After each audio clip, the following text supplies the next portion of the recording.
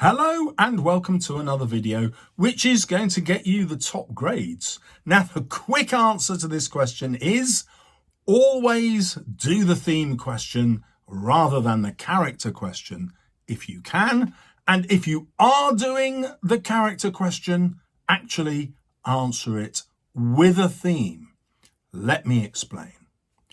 Our brains for over 100,000 years have memorized things through story.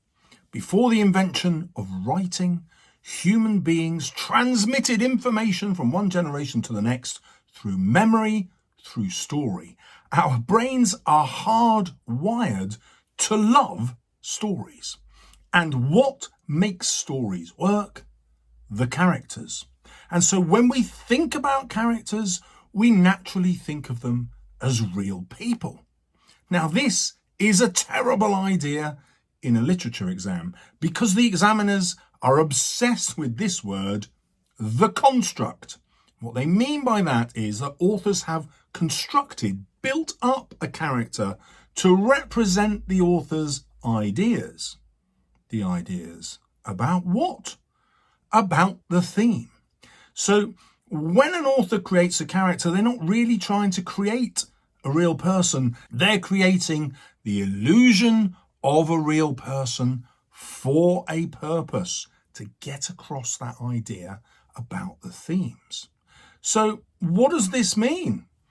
If you want to get inside the head of the author and write about their purpose, their perspective, their point of view, well, then you have to write about characters as though they are cogs in the machine that represents that point of view, or as though they have a symbolic reason for being there.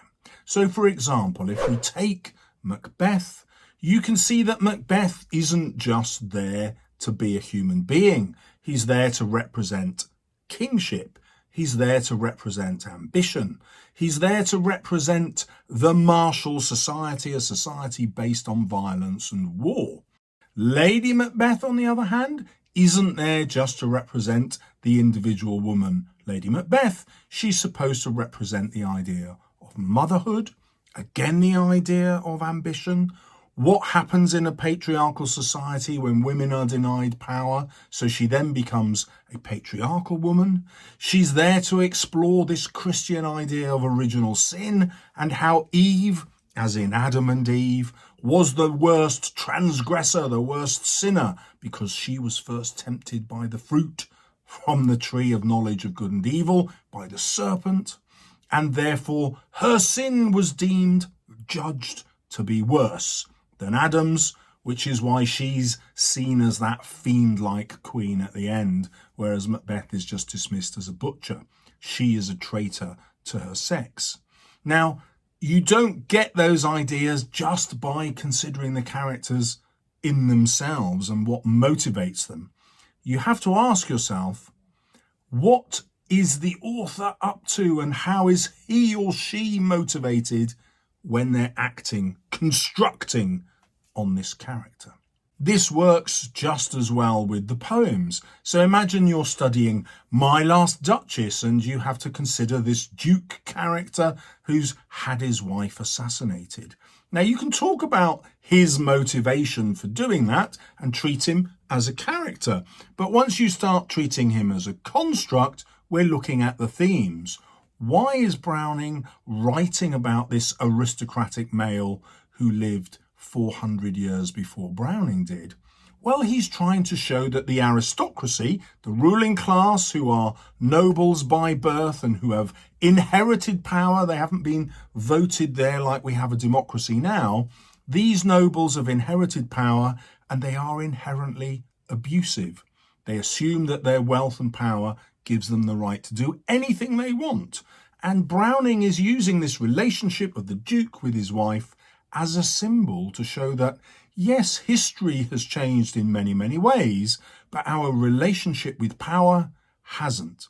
He is a poet who wants a democratic society. In fact, he's left Britain to go and live in Italy, partly because he's rejecting the society that he's grown up in because he sees it as corrupt and too much power is in the hands of landed gentry who inherit their wealth. Now, you don't get that analysis if you're just thinking about the character as a person. But once you go in at the theme, obviously you're writing about the author's purpose, and the marks just fall into your lap or any other part of your body that's waiting for them.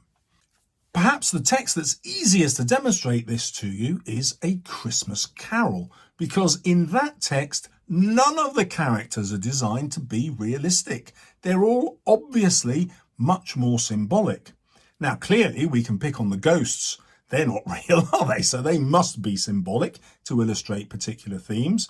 But Scrooge himself is a symbolic character who is there to represent not just the greed of the miser, but the greed of every single employer in Dickensian Britain. How do I know that? Well, Dickens is really careful to write the exact sums down to the shillings and pence that everybody there who has a job is paid. So we know how much Bob Cratchit is paid, and we know how much his son Peter will be paid. Now, to a Victorian reader, these sums are incredibly small, especially when compared to the 5-shilling price of the book. And so a reader buying that book in 1843 would see instantly that Bob Cratchit's weekly wage would only allow him to buy 3 copies of the book. In other words, they would know that they are incredibly wealthy, those readers, in comparison to the ordinary working man like Bob. Now, if Bob represents the working man, you would ask yourself this: why doesn't Bob Cratchit just go and get another job? Why does he work for this abominable human being, the bar humbug Scrooge? Well, the answer's simple. Scrooge, as an individual, is a horrible human being. He's a miser. He loves money. But, this is crucial, he pays the same as everybody else.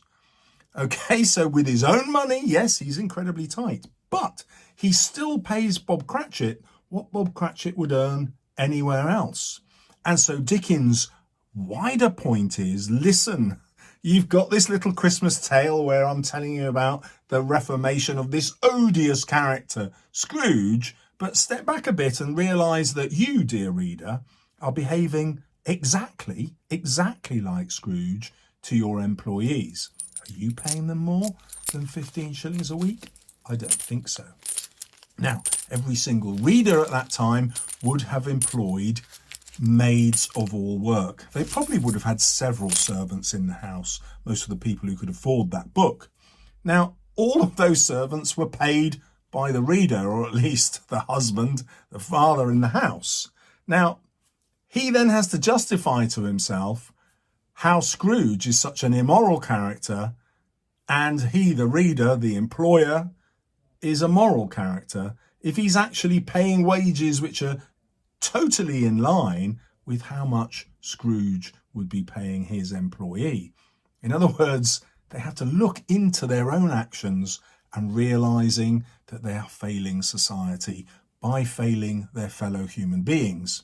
Now, Dickens doesn't get there by treating Scrooge as a real person. He does the opposite. He treats Scrooge as a kind of symbolic hate figure, almost a pantomime villain who he can then convert into another pantomime sort of figure, this baby-like laughing bloke at the end who's just so happy to see everybody.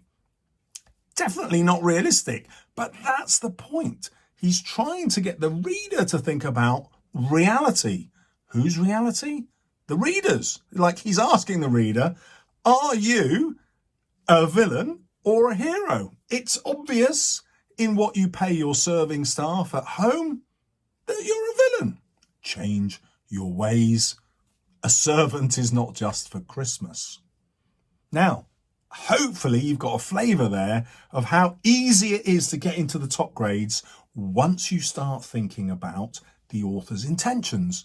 And the only way to do that really is to treat the characters as constructs, remember that word, use it in your writing, and therefore look at their symbolic power as in how much they represent the author's thinking about society and the issues of society at the time. Now YouTube thinks it can predict exactly what video you want to watch next. Let's see if it's right. Click on the video appearing now. Or is it now? Or now? Good luck. See you soon on my channel.